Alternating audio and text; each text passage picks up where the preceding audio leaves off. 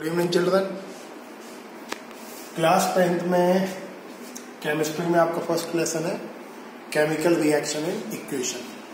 Total 10th class में आपको 5 lesson करने हैं केमिस्ट्री में, चैप्टर 1, 2, 3, 4 एंड 5। 10th में आपको साथ साथ NCERT एग्जाम्पलर के क्वेश्चंस भी करने हैं क्योंकि पैटर्न बदला है साइंस के पेपर का। मल्टीपल चॉइस, रीजनिंग, असर्शन ये सब आने लगे इस साल से, पिछले साल से आपके, तो थोड़ा ध्यान रखना है। आज फर्स्ट लेक्चर लेते हैं। मैंने आपको नोट्स शेयर करें।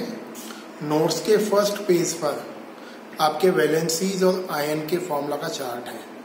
9th में मैंने आपको पढ़ाया है वैलेंसी आयंस का फॉर्मूला। उस समय मैंने आपको कहा था कि केमिस्ट्री का स्टार्टिंग ही वैलेंसी के बेस पर होगा। तो आप वो चार्ट लिखकर 2 कॉपी बनाएं, एक कॉपी अपने टेबल पर चिपका लें, एक कॉपी आप अपने पास रखें एंड मेमोराइज करें उसको। 3-3, 4-4 वैलेंसी दोस्त देखते हैं। फर्स्ट टॉपिक है आपका केमिकल रिएक्शन। केमिकल रिएक्शन को हम केमिकल चेंज भी बोलते हैं। A process in which a new substance form is a called chemical reaction और केमिकल चेंज। कोई भी ऐसा प्रोसेस जिसमें कुछ नई चीज बने, नया मटेरियल बने, जिसकी प्रॉपर्टीज बिल्कुल प्रीवियस मटेरियल से अलग हो, हम बोलते हैं जनरली केमिकल चेंज। जैसे देखिए आप H2 plus O2 and H2। H2 क्या है? गैस है। O2 भी गैस है और H2O क्या है? लिक्विड है। तो H2 और O2 से H2O की प्रॉपर्टीज क्या है? टोटली डिफरेंट है। तो आप क्या बोलोगे? This is an example of chemical change. दूसरी चीज, एक वर्ड होता है केमिकल रिएक्शन और एक टर्म होता है केमिकल इक्वेशन। दोनों अलग अलग है। केमिकल रिएक्शन का मतलब क्या है? केमिकल चेंज है। Chemical equation meaning when we represent a chemical change with the help of atoms, symbol, molecule and chemical formula. अगर हम किसी केमिकल चेंज को एटॉमिक सिंबल, मॉलिक्यूल फॉर्मूला और एनी केमिकल फॉर्मूला की हेल्प से short notation से represent करें, then we call its a chemical equation. Chemical equation के 2 पार्ट्स होते हैं। देखिए, part number 1 reactant and part number 2 product. वो केमिकल जो केमिकल रिएक्शन को स्टार्ट करते हैं। सुन लीजिए, chemicals which starts chemical reaction. वो केमिकल जो केमिकल रिएक्शन को स्टार्ट करते हैं, या the chemicals which are consumed. जैसे जैसे केमिकल रिएक्शन होगा आपका H2O2 क्या होगा? कंज्यूम होना चालू हो जाएगा। Are called reactant. Reactants are normally return on left hand side. Product, chemicals, substance या chemical material which are formed during the chemical reaction are called product.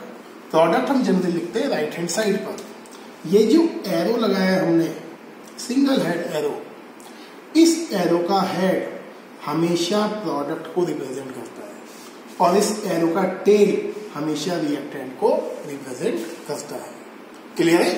कुछ एग्जांपल देखते हैं केमिकल रिएक्शन के और केमिकल चेंजेस के। बढ़ते हैं। Chemical reaction के बहुत सारे एग्जांपल हैं। जनरल एग्जांपल जैसे बोले डाइजेशन ऑफ फूड। आपने फूड खाया, फूड क्या होगा? आपकी बॉडी में डाइजेस्ट हो जाएगा। डाइजेस्ट होने के बाद फूड क्या होगा? चेंज हो जाएगा आपकी ग्लूकोज में। आपकी बॉडी का जो फूड है वो ग्लूकोज है। आप समोसा खाएं, कचौरी खाएं या चपाती खाएं, चावल खाएं, कुछ भी खाएं, ultimately change into glucose and glucose provide you energy. तो क्या है ये? केमिकल चेंज है। Similarly burning of paper. Paper को आपने बर्न करा, बर्न हुआ पेपर, ऑक्सीजन के साथ रिएक्शन करेंगे, किसमें चेंज हो जाएगा? ब्लैक कलर ऐश में। तो ये क्या है? आपका केमिकल चेंज है। Rusting of iron. आयरन पर क्या होता है? ब्राउन कलर रस्ट लगता है। रस्ट लगने के बाद क्या बनता है? ब्राउन कलर का न्यू केमिकल बनता है। तो ये क्या है? आपका केमिकल चेंज है। एक और चीज, chemical change always form a new material and it can not be reversed easily. सही है? कुछ एक्टिविटी आपके NCERT में मेंशन है केमिकल चेंज, वो डिस्कस करते हैं। फर्स्ट एक्टिविटी है आपकी बर्निंग ऑफ मैग्नीशियम रिबन। देखिए, मैग्नीशियम का सिंबल क्या है? Mg है। करना क्या है? आपको टोंग लेना है। टोंग मतलब संडासी या कोई भी चिमटी। ये मैग्नीशियम रिबन लिया आपने, बर्नर लगाया, आपको बर्न करना है। बर्न करने से पहले हम मैग्नीशियम रिबन को सैंड पेपर से क्लीन करते हैं, क्वेश्चन बोर्ड में आता है। Before burning of magnesium ribbon it should be clean bye sand paper. क्यों क्लीन करते हैं सैंड पेपर से? बिकॉज मैग्नीशियम रिबन के सरफेस पर lot of impurities of metal oxide, dust particle and other metallic salts trap रहती हैं। मतलब जब आप मैग्नीशियम रिबन लोगे तो ऊपर से उसका सरफेस आपको डल दिखेगा। डल क्यों दिखेगा? बहुत सारी इम्प्योरिटीज उसके सरफेस पर प्रेजेंट होती हैं। उन इम्प्योरिटीज को हटाने के लिए we rub the magnesium ribbon with the help of sand paper. Clear है? When we burn magnesium ribbon, तो magnesium ribbon white dazzling flame से बर्न होता है। व्हाइट डेजलिंग फ्लेम का मतलब आपने दिवाली पर देखा होगा फुलझड़ी आती है व्हाइट कलर की, जो बिल्कुल व्हाइट कलर की लाइट से स्पार्कलिंग ग्लो करती है। देखा है फुलझड़ी जलते हुए? तो वो जो व्हाइट कलर का ग्लो होता है, स्पार्कलिंग ग्लो, वो एक्चुअल में मैग्नीशियम मेटल की वजह से होता है। फुलझड़ी में मैग्नीशियम मेटल यूज होता है, इसलिए उसका ग्लो व्हाइट कलर होता है। तो magnesium ribbon Burns with white dazzling flame, ये इसका ऑब्जर्वेशन है। क्या फॉर्म होता है? व्हाइट कलर का powder magnesium oxide. Board exam में 2 टाइप से क्वेश्चन पूछ सकता है ये। एक तो पूछेगा आपसे what will be formed when magnesium ribbon is burn. तो आपको क्या लिखना है? When magnesium ribbon burn in air it form magnesium oxide. एक तो ये हुआ। कई बार ये पूछता है what will be observed. Observe मतलब उसने आपसे ऑब्जर्वेशंस पूछे हैं। What will be observed when magnesium ribbon is burn.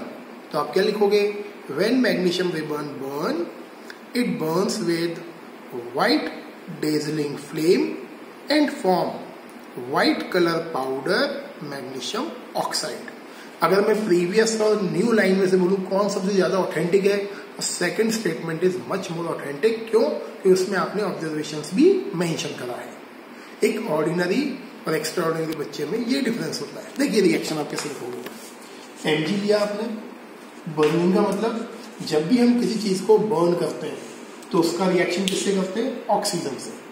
Chemistry में एयर और ऑक्सीजन दोनों का मीनिंग सेम है।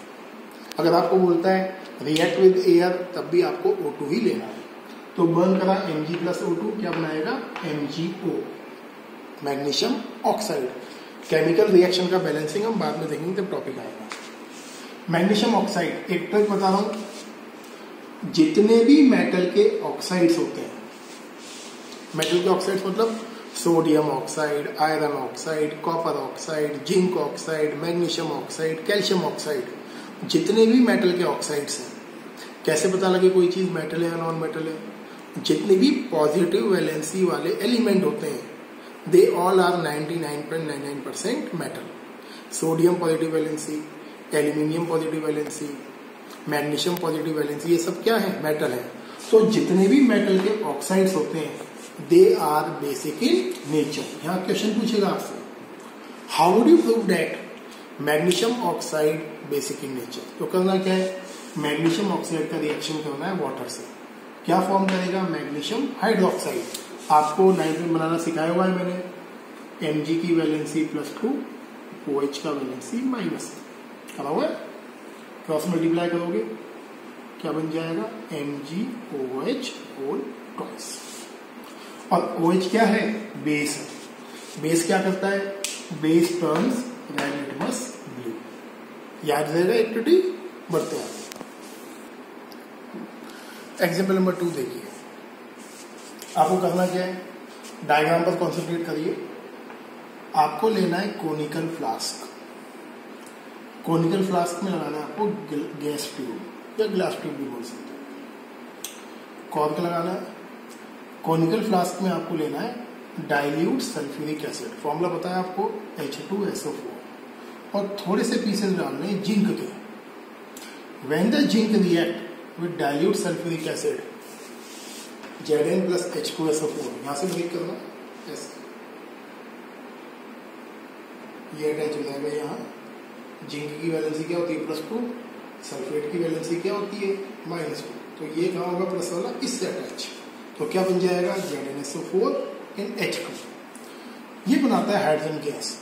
ये एरो का साइन मैंने क्यों लगाया, अगर किसी गैस के साथ ये अपवर्ड एरो अटैच है, इसका मीनिंग क्या है, the gas is lighter than air. अगर अपर साइड एरो लगा हुआ है, इसका मतलब वो केमिकल एयर से हल्का है। अगर यही एरो डाउनवर्ड साइड हो, इसका मीनिंग है chemical is very heavy and settle at the bottom after the reaction. तो देखिए यार, when the reaction take place, some of the bubble of hydrogen gas, देखिए यहाँ हाइड्रोजन गैस के बबल्स जिंक पार्टिकल पर अटैच है। Some of the zinc particle attach with hydrogen gas bubbles. Due to this reason the zinc particle show zigzag motion over the liquid surface.